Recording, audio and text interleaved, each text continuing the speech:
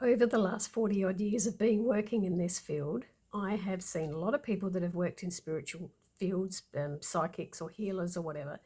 And there has to be a balance. If you lose the balance between reality and spirituality, it goes into a spiritual psychosis. And I'm seeing more and more of this, especially on social media apps, where people just take it way too far.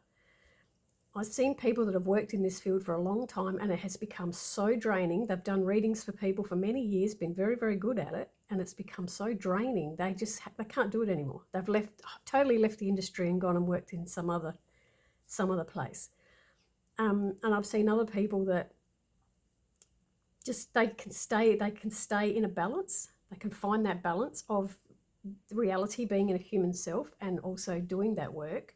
And then I've seen other people that just go way overboard.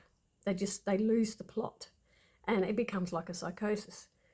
I've seen people on social media that are channeling celebrities when, why don't they just channel Joe Blow that's down the road? Why does it have to be a celebrity?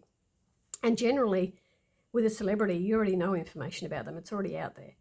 If you're going to channel someone you've never ever met before, so it can be proven, because there isn't any proof. When you're if you're a medium and you're channeling somebody who's passed over and you're giving information to a person that was related to them, it's going to make sense to them. But when you're doing someone who's just a celebrity figure that was already had so much information in the public, what's the use of doing that? I've even seen some people saying that they are channeling Princess Catherine, and she's still alive. But they're telling everybody that she's dead. She's already been dead for ages, and they're channeling her spirit. There is no proof of that. If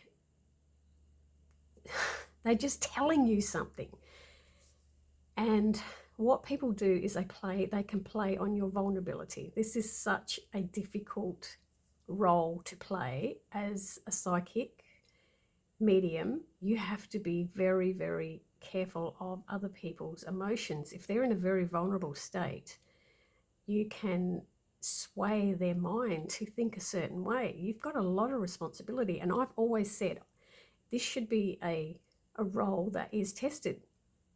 I think to actually label yourself as a psychic or a clairvoyant or a channeler, I believe we all should have to go through a testing period, a testing thing, to actually prove that we are good at what we do, and have that proof, because anyone can do it. Anyone can say that they're psychic and just go and do it. And especially if they're taking money off people, then they have absolutely no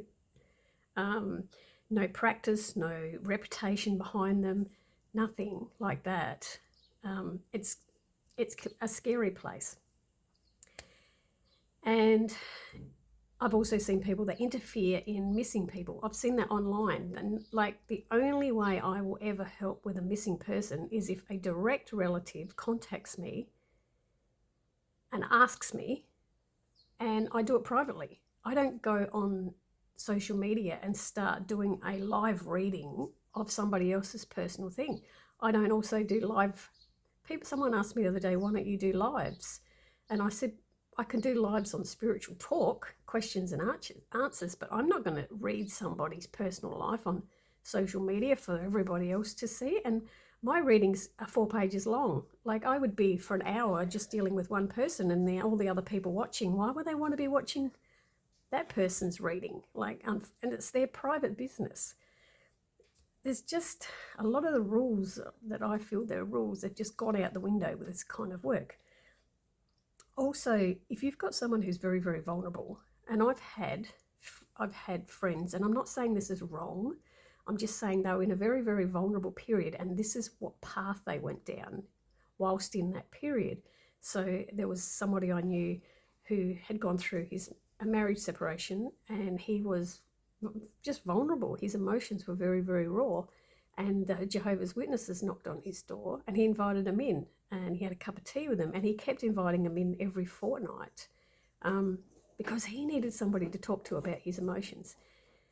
He didn't join them, but he needed them at the time, and they were good for him. They were for what he needed. And I've seen other people, the Salvation Army have taken in this young girl that I knew who was really troubled, couldn't find her place in the world, and there was adults around her who weren't really helping her. And somebody from the Salvation Army invited her to one of their meetings, and she went along and she found comfort in that. She found friends in there. She found her place. And then other people will join cults. People, when they're in a vulnerable state, will look for something that's going to make them feel better. And that is the responsibility of the people that are taking those people in, to be very mindful of that and not try to brainwash them into thinking the same way. Because when doing readings, you're not supposed to tell somebody. Like someone will ask me a question, should I do this? Excuse me. Should I do this or should I do that? I can't tell you what to do. But what the guidance is, if you choose this way, that's the way it's going to look. And if you choose this way, that's the way it's going to look. But the choice is still yours. And that's the same way that a guide would work with you. They just guide you to, but you've still got the free will. They'll guide you to what would be a really good thing for you. But you don't have to listen.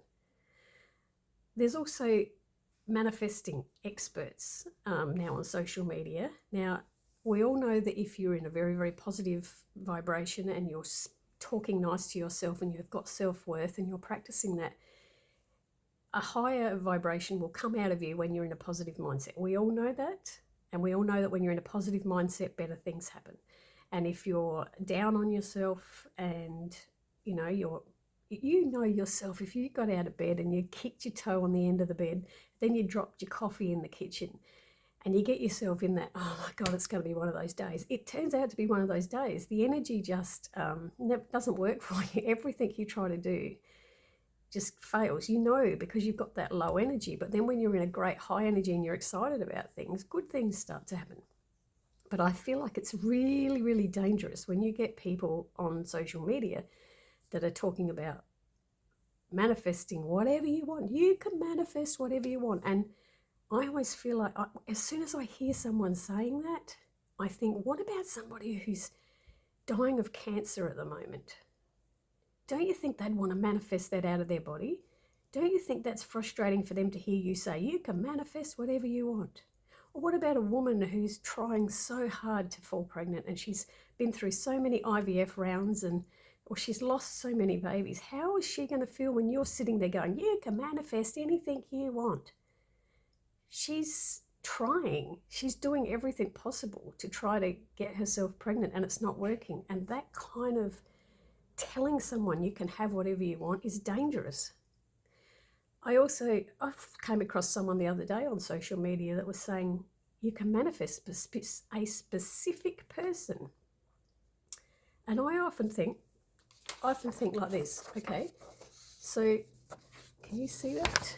If you've got this person over here is trying really, really hard to manifest this person. But over here, this person is also trying to manifest this person. This one wants this one. This one wants. There's two people. The two people that want to manifest that person into their life. One of them has to lose. One of them has to lose. And what if the person doesn't want either of them and the person wants someone else? So this person doesn't even want them. You can't manifest a specific person. If someone was trying to manifest me into their life, and I've decided I want to live alone for the rest of my life and I'm happy on my own, they can manifest till the cows come home. I'm not going to go into their life. I'm not going to be attracted to their energy. And it's dangerous. It is dangerous telling somebody that you can have whatever you want. So there's so much responsibility in this kind of work, and people working in this field are losing that responsibility. They're not accountable for the damage that they can do. And so I'm just advising anybody that if you're looking for any kind of spiritual help, or you want to follow someone for some lessons or some teachings, please just look at how long they've been doing it for. Look at whether they are a balanced person, when they can actually see that we still have to be human. We still have to live on this earth. We have to use the human aspect of ourselves, and we also blend it with the spiritual side. It's a blending of together. It's not just if you're too far. I have said this for so many years. Like if you've got a set of scales, if you're too far that way, it becomes out of balance and it doesn't work anymore.